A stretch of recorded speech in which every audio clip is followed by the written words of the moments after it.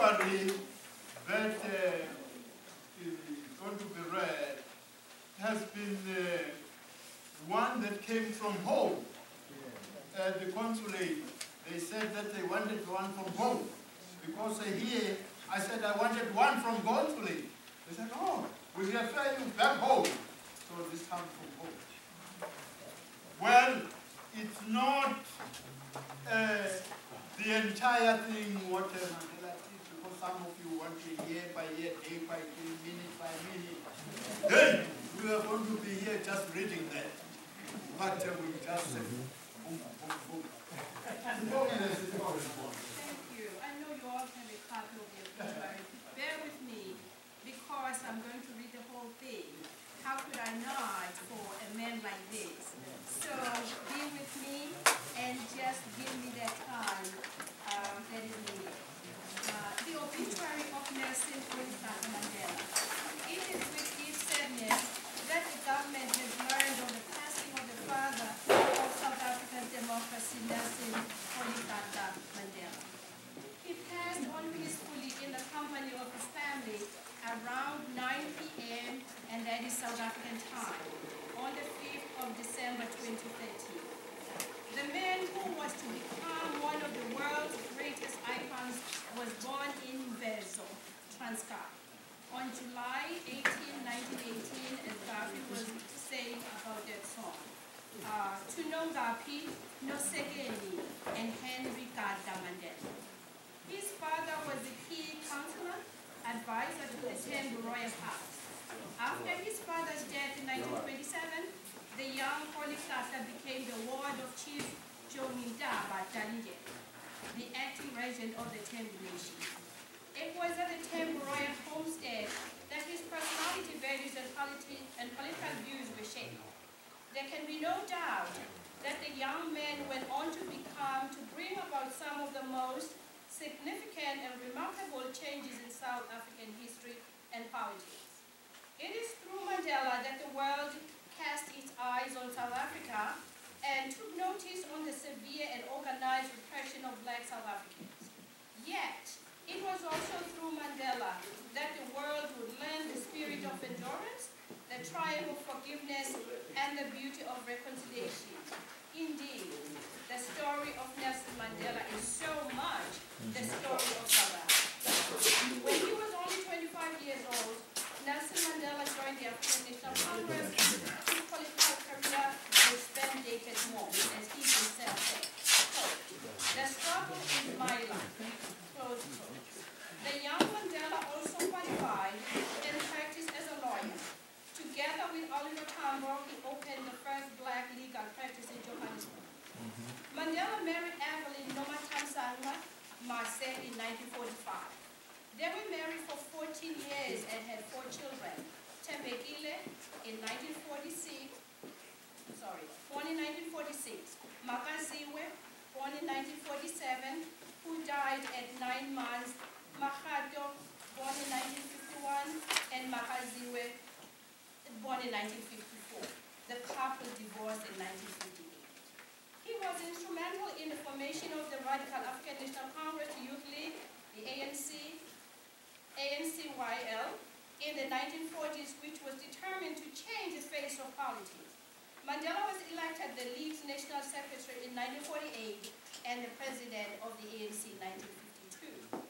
Much of the years that followed saw Mandela deeply involved in activism, rallying for political change against the increasingly aggressive apartheid government. He was a key player in the ANC's campaign for defiance of unjust laws in 1952 and the treason trial in 1961. And during this time, he was incarcerated several times under the apartheid laws and banned from political activity. Realizing that the ANC needed to prepare for more intensive struggle, he became an instrumental force behind the formation of a new section of the liberation movement, Umkhonto weSizwe, MK. And as an armed nucleus with a view for preparing for armed struggle, Mandela was the commander-in-chief of MK. On July 14, 1958, Nelson and Winnie Madikizela were married at a local Bizana church. They had two children, Zenani, born in 1958, Zinziswa, the one we call Zinzi, born in 1960. In April 1992, they were separated and finally divorced in 1996. He left the country in 1962 and traveled abroad to arrange guerrilla training for members of Mkhonto weSizwe. On his return to South Africa, he was arrested for illegal exiting the country and incitement to strike. Mandela decided to represent himself in court. While on trial, Mandela was charged with sabotage in the Rivonia trial. This is his famous statement from the dock made in 1964. Quote, I have fought against white domination, and I have fought against black domination.